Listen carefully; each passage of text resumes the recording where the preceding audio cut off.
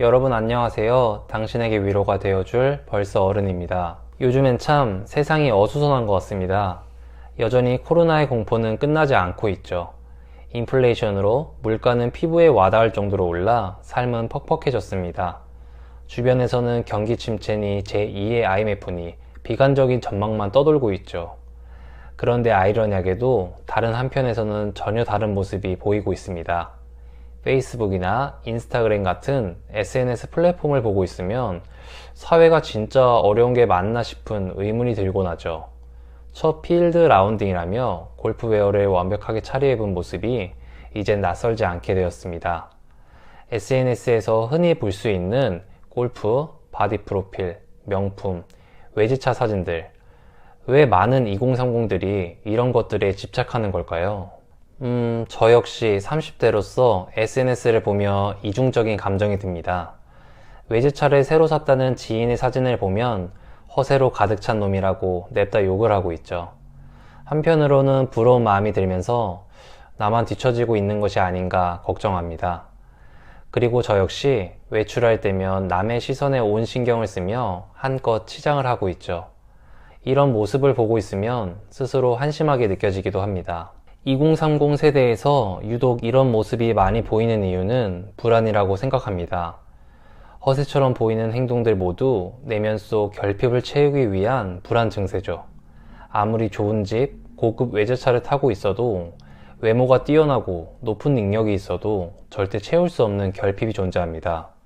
우리는 이 결핍을 채우기 위해 발버둥 치고 있죠. 그런데 이 결핍은 채워야 하는 것이 아닙니다. 애초에 채울 수도 없죠. 이러한 2030들의 내면을 들여다보며 자신을 돌아보는 시간이 되었으면 좋겠습니다. 그럼 2030 세대가 골프나 바디 프로필 등에 집착하는 이유는 뭘까요? 바로 자신만 뒤처질 것 같다는 불안입니다. SNS 플랫폼의 발전으로 우리는 이제 타인의 일상을 실시간으로 공유받을 수 있습니다. 매일 올라오는 사람들의 화려한 일상을 계속 접하다 보면 그것이 마치 기준처럼 느껴지죠. 분명 머리로는 특별한 날의 순간임을 알고 있습니다. 하지만 자신도 모르게 SNS 세상 속 삶이 평균이라고 생각해버리죠. 자신이 그 기준에 미치지 못한다면 사회에서 소외되거나 낙오될 수 있다고 불안해합니다. 때문에 삶의 기준을 자신에게 맞추지 않고 타인의 시선에 맞게 정해버리게 되는 거죠.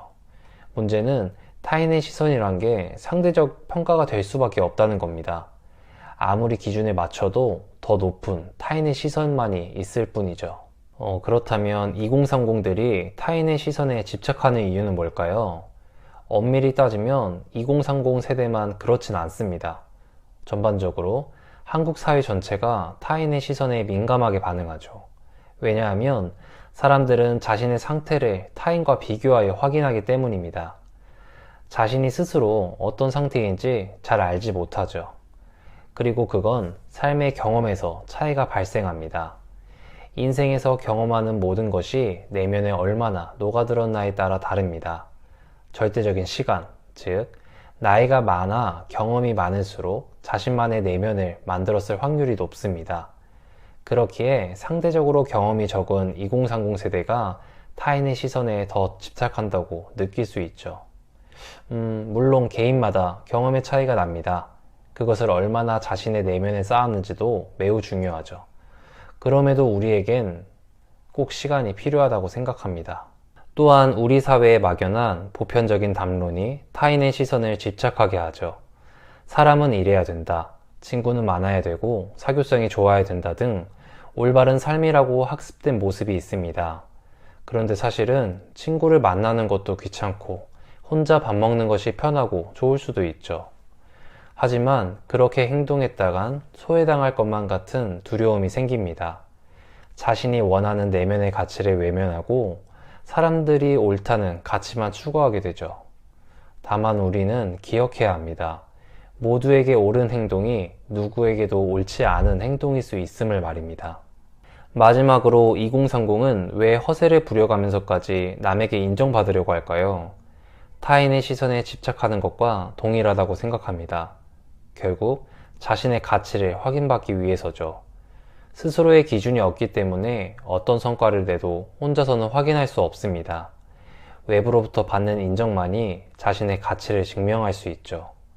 그런데 이때 인정 욕구가 멈추지 않는다면 다른 문제가 발생할 수 있습니다.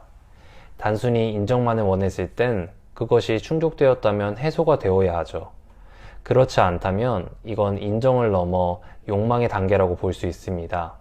이런 상태에서는 아무리 발버둥 쳐도 인정 욕구를 채울 수 없습니다. 지금까지 2030 세대의 허세와 집착에 대해 알아봤는데요. 이런 문제들을 해결할 수 있는 방법은 뭘까요? 자신만의 생각과 경험을 내면에 녹여야 합니다. 그래서 외부의 자극으로부터 흔들리지 않는 내면의 단단함을 만들어야겠죠. 하지만 쉽진 않습니다. 시간이 필요하죠. 그 시간 속에서 공허함과 무력감을 느낄 수도 있습니다. 그런 감정들이 견딜 수 없을 정도로 힘들 수도 있습니다. 그럴 수 있죠. 조급하게 생각할 필요는 없습니다. 어찌 보면 힘든 것이 당연한 시기라고 생각합니다.